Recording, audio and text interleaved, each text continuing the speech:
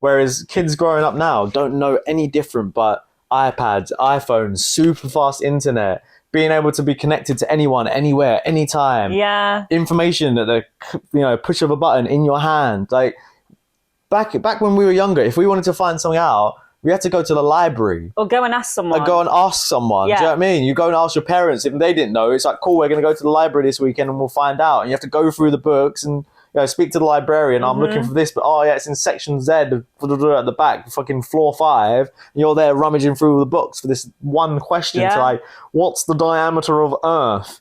Do you know what I mean? Now hey, what's the diameter of Earth? Chat GPT, what's the diameter of Earth? It gives you paragraphs. Yeah. If there is a diameter, but that's another story.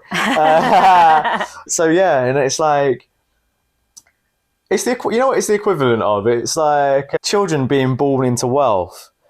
Yes. Generally what happens is after 2 generations of, say this family has wealth, after 2 generations that wealth is lost. Why? Mm-hmm. Because they don't understand what it takes to acquire wealth, and then also what it takes to keep it, because it's it's a fucking, there's a science behind it. It's a game, right? So if you're born into wealth, the majority of people, 90% I think it is, lose it after 2 generations in the family.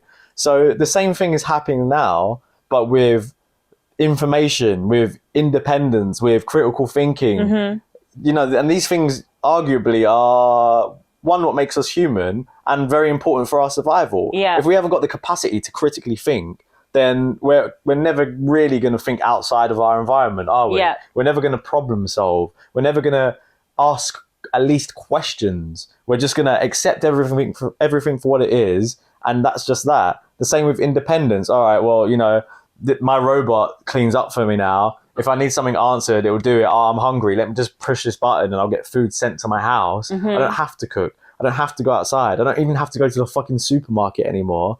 You don't need to do anything. So there's no independence. And you don't get the chance to even grow into independence because your parents are too busy putting you on social media to try and get likes for them to push whatever agenda they've got.